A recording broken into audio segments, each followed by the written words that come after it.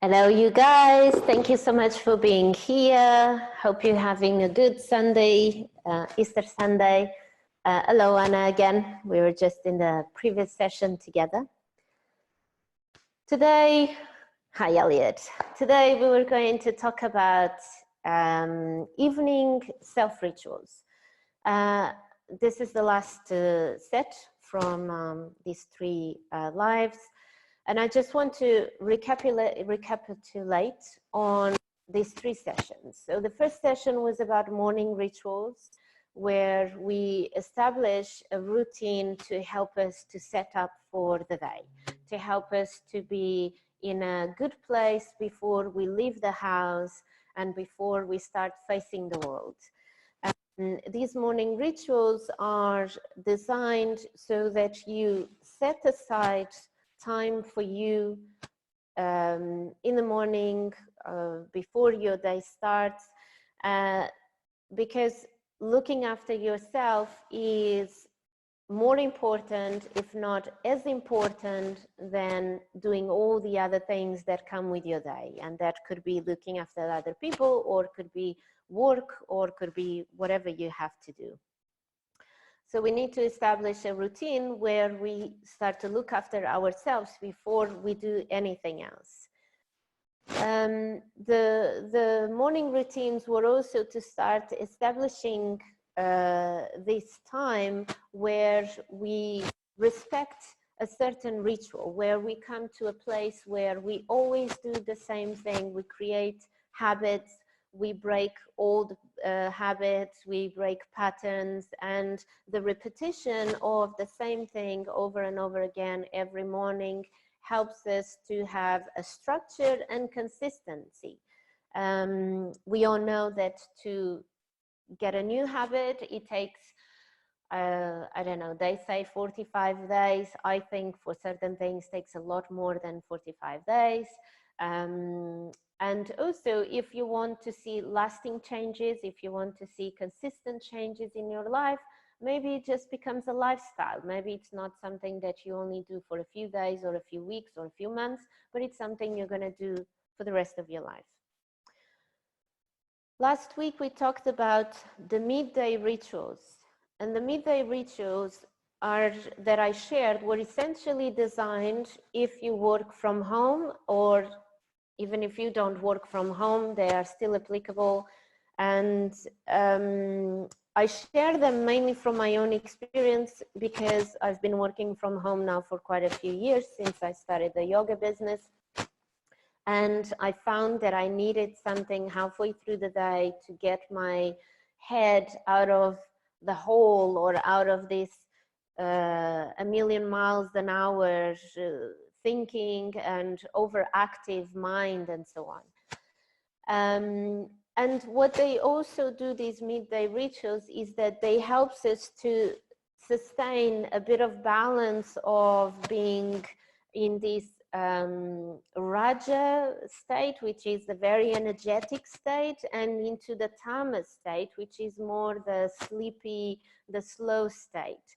We very often are into extremes, either Rajasic, very on the go movement energy, or we are shattered, sleepy, lazy, can't bother, don't have the energy to do anything. And what we want with the midday rituals is to find a bit of balance, to break the day, to say, look, you're super active, let's just stop a little bit and breathe and make a tea, move the body, walk to the window, look out of the window, get out of the chair, whatever was the thing you could do. And now the evening rituals. Evening rituals are a bit like the morning rituals. They work for some people better in the evening, but for other people, they work better the morning. I think I've shared that in my experience, I'm more of a morning rituals person than an evening rituals. Now more even, because I tend to work evening. When I teach every evening. And then by the time I get home and so on, I don't have much time to be doing all the rituals. So it is okay to actually choose between one and the other. Remember, I spoke about this thing, I think in the first session, spoke about this thing of overwhelming ourselves with wanting to do everything and anything, and then we end up exhausted. We end up, you know, being a bit too obsessed about doing, and ticking off the list and so on, and you know, the results and the quality of the energy you put into it is not great. So it's up to you. Choose, do both, do the three of them, do one of them. Whichever way you choose is better than nothing. Whichever rituals you start is better than no rituals. Evening rituals. For me, what works is the first thing you do when you get home after work, especially if you have quite a good structure with your day and you usually get home usually around the same time and so on. The first thing is get changed, take whatever clothes you have from your work day out of your body, put yourself into comfortable clothes. And then the next thing is to sit in silence.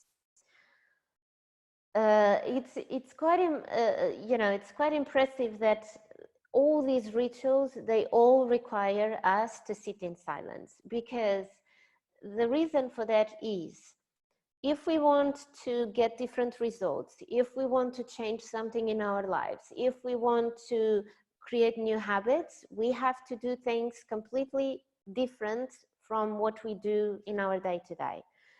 So if the majority of our day is constantly moving, talking, listening, going from here to there, typing, constantly with this noise, mobile phones, laptops, music, radio, people talking, traffic noises, whatever it is, if 80% of your day is this, then 20% of your day, if not more, we need to obviously count the sleeping hours, you should be actually in silence.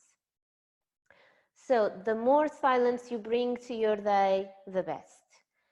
Morning, many times during your day for 30 seconds, 1 minute, whatever it is, and then again in the evening.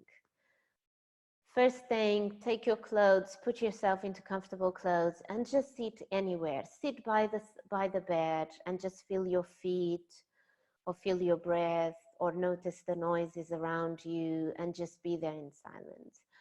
Go to the living room, sit in the living room or sit in the kitchen and just be there in silence. What we want here is to break the pattern. You know, during the day we had this, last week I talked about this app, the Mind Bell, that rings the bell and breaks the pattern of overthinking, overanalyzing, being in this driven mode of work mode. And we want to do the same thing here. So we got home, we still very much with the speed and the energy of work, get things done, blah, blah, blah, blah, blah, blah. Yes, if you do need to get things done, then get them done. But as soon as you have the opportunity, stop and come into this place of silence and quietness and breathe.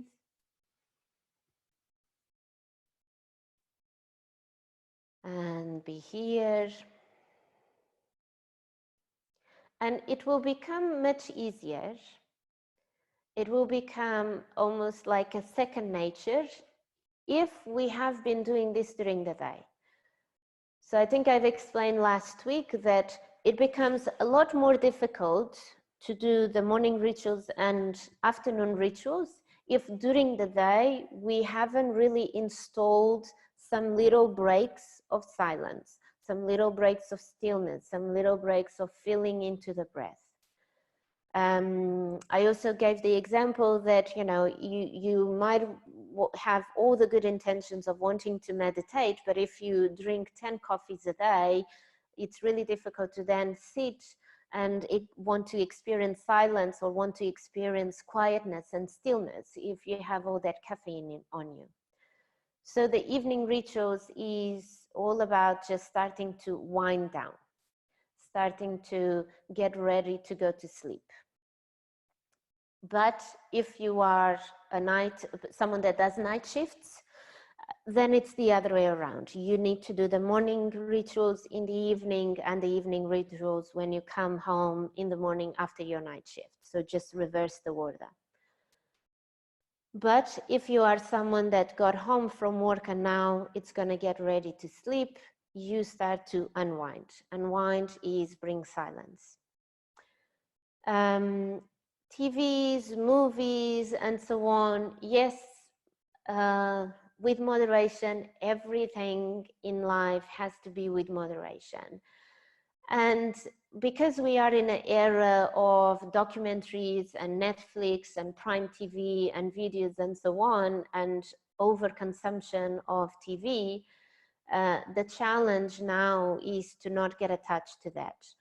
So the technique that I used for many years is to always have 2 or 3 days a week where I don't switch on the TV at all. I had periods where I went for very long periods of time with not switching on the TV at all. You just get used to it. But if you're someone that usually has a tendency of going for documentaries and so on, decide 1 night a week, 2 nights a week, 3 nights a week, whatever you want to start with, where you don't even go to your laptop in the evening, or where you don't even switch on the TV. You do something else. You read a book, you play some game, like, you know, those board games or something like that. If you have family, it's even better. Just do something with your family, talk about your day, draw, you know, paint. There's so many things that can be done. And this starts to ease you into the day. Now, it's up to you whether you do these things before eating or after eating. I think people have different ways where they eat in the evenings. And what I would say about eating in the evening to get you set to unwind is avoid or cut completely any spicy hot food. So curries or Thai foods that have a lot of chilies on it. Avoid Mexican food as well. Avoid anything that it is very heavy in carbs. Carbs, you know, they make you feel sleepy, which is great. But what happens is that during the digestion, the carbs, you know, all the pasta or pizzas or lots of bread or lots of rice or lots of potatoes, what happens is that they convert into sugar when you're digesting it.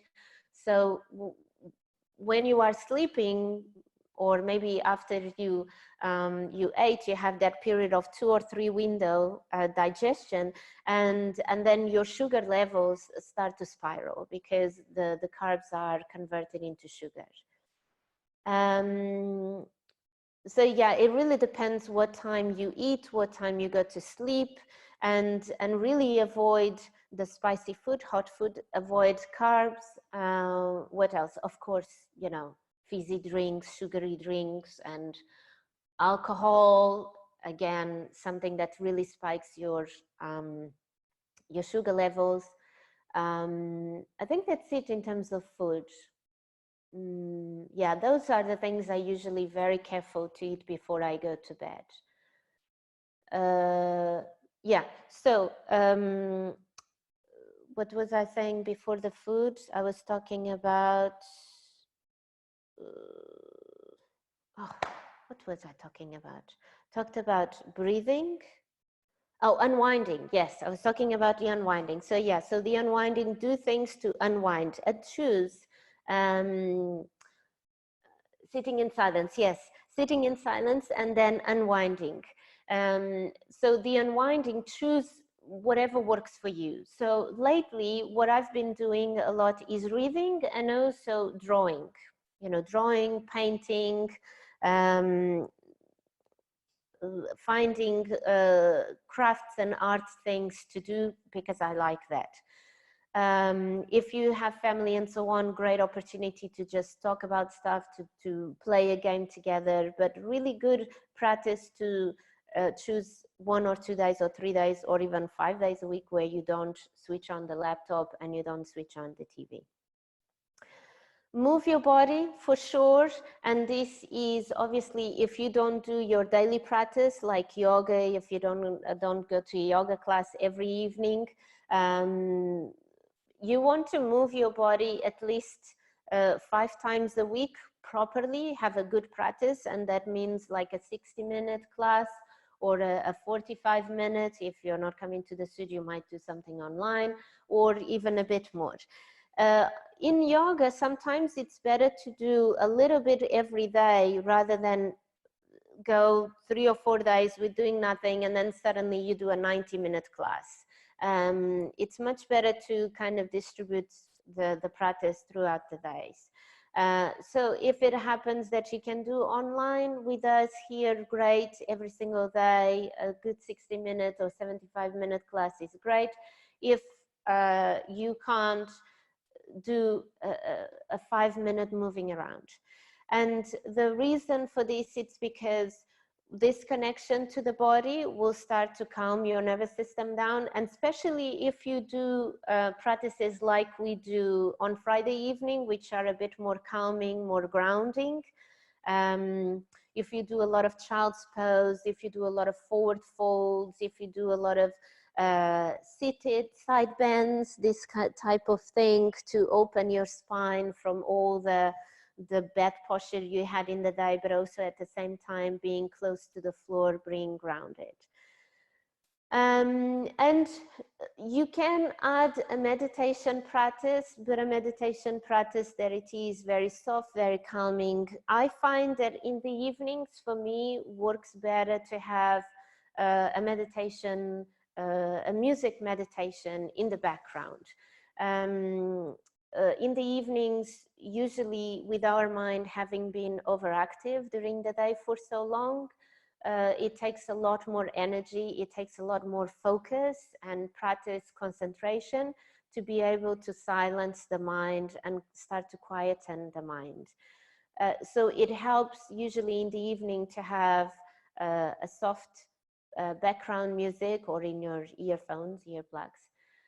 And that could be meditation, could be Indian flute, could be mantras, could be the Om singing.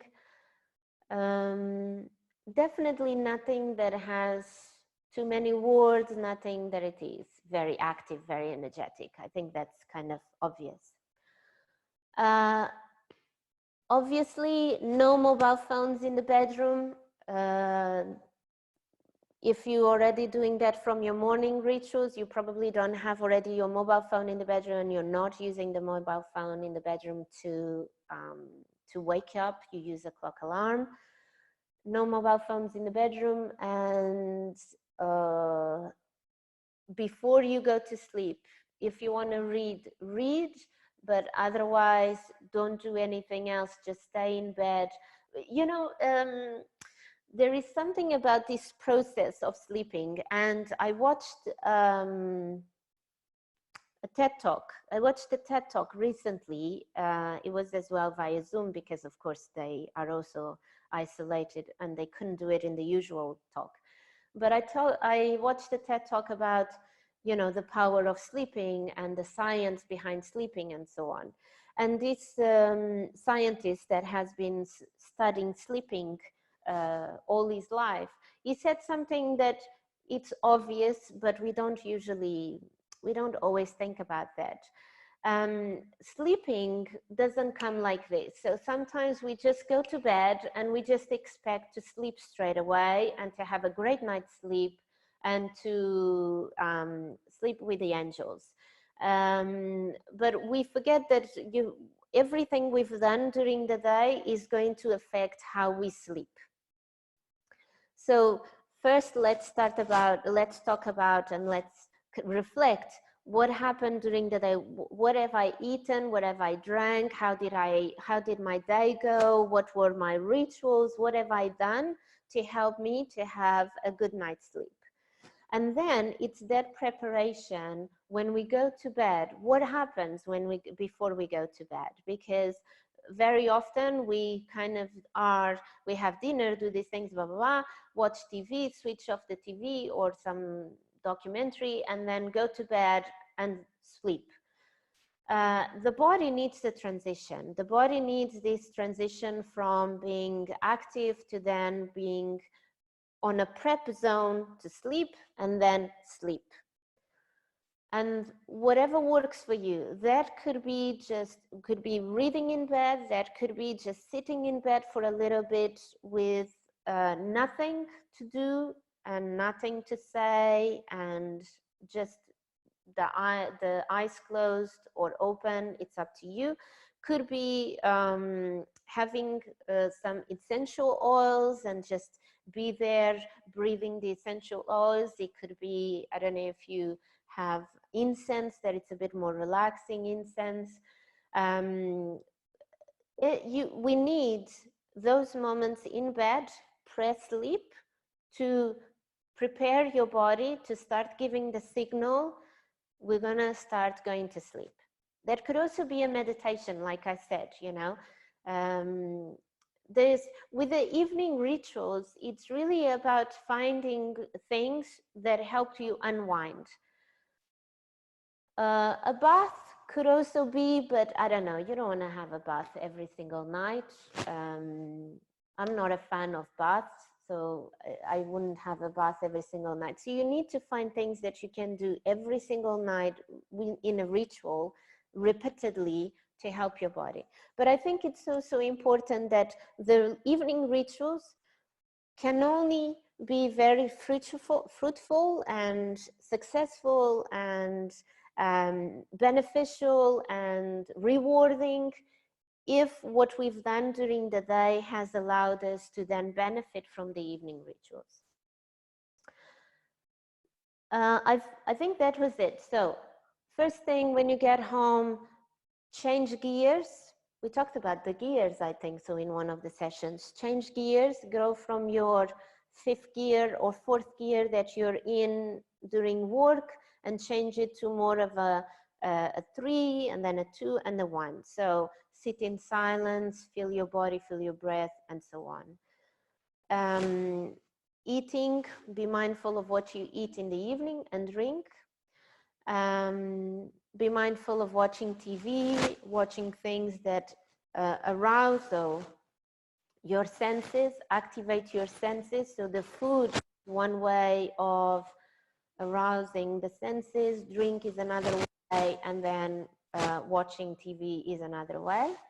And then set a preparation time before bed. The other thing, you know, it's not so much related with rituals, but it's important in the sense of sleeping, is always go to bed at the same time. So avoid this thing that one day you go to bed at 10, another day you go to bed at midnight, another day you're super tired because you didn't sleep very well the night before, so you went to bed at 8 o'clock. With the rituals, with the repetitions, what we want is the body clock to get into synchrony, into synchronization. And, you know, Anna, you were in the previous session, we were talking about this example of the clocks, that there is this experiment that has been done. I don't know if I shared with you this already, Elliot, this example, but we had this experiment done with clocks, those wall clocks, and they put like 20 clocks in the same room, and the clocks are all a bit kind of out of tempo. So one is a bit fast, the other one is a bit slow, and you can hear all these these wall clocks going in different tempos. And then after a minute, you start to see some clocks going into synchrony, into synchronization, and their tick-tock is starting to balance. And then after 5 minutes or so, all the clocks are into synchronization. And with this preparation time before going to bed, we want to start finding this synchronization of our bodies, our rhythms, our internal clock. And the body has an internal clock that says, this is time to get up, this is time to eat, this is time to go to work, this is time to sleep, and so on. So with the rituals and the repetition and waking up always at the same time, going to sleep always at the same time, eating roughly always at the same time, we want to start finding synchronicity with our internal clock. And for some of us, that could be actually, if you do your doshas test, which we spoke, I think, last week on the doshas. So the pitta, if you're mainly pitta, you should go to bed between 10 and 11. If you're kapha, you should go to bed, if you pitta between 10 and 11, if you kapha between 11 and midnight, and if you vata, I think it's between 9 and 10. I'm not too sure about vata, but definitely pitta 10 and 11, kapha 11 midnight, and vata 9 and 11. So, and this is again another opportunity for you to see what's the best time for you to go to bed, and then create the rituals that will help you to go to bed always at the same time, and have that preparation time before you go to, before you sleep, to say to your body, we're getting ready to go to sleep. Allow your body to prepare itself to go to sleep, rather than just going to bed straight and expect you to go to sleep straight away.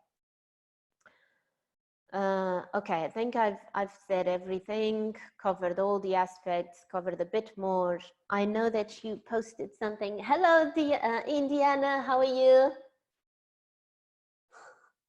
It's sitting in silence, found an app with music meditation. Should it be loud or not very loud during meditation? It really depends. If you have your earplugs, you obviously have it in the volume that it's comfortable for you. If you don't have the earplugs, then you probably have to have it a little bit louder. Some of this meditation music, they are built sometimes with normal instruments, sometimes via a computer software. And they are built to activate the brain waves in our brain. And we have alpha brainwave, beta wave brainwave, and I don't know, there's a few others I can't remember. And for us to reach a certain state of relaxation, we need to reach a certain brainwave in the brain. So the musics, these songs, this meditation music usually is designed to reach that brainwave.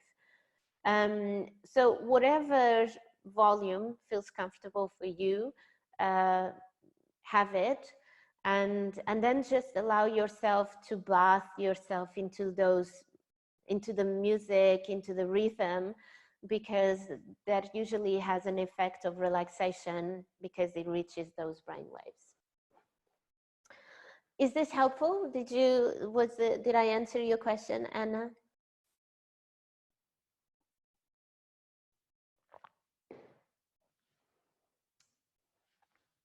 I probably did. Any questions, Elliot?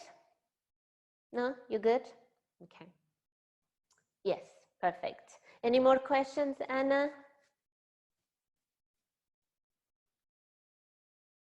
I think we're good.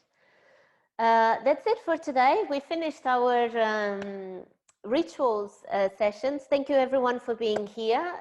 This is recorded, so Ian is going to post on YouTube. So if you want to refresh at some point in a few weeks' time. I hope you're doing well with your rituals. Just one more time, I want to reinforce, be gentle with yourself, one thing at a time, slowly, bit by bit, add. And you don't have to do all the rituals in one day. Maybe you just do morning for now, and then maybe you switch and do just evening. Maybe now you have a lot of time and you can do a bit more. Thank you, Indiana. Nice outfit. I'll see you soon, everyone. Have a great Easter Sunday evening. Thank you. Bye-bye. Bye-bye. Bye-bye.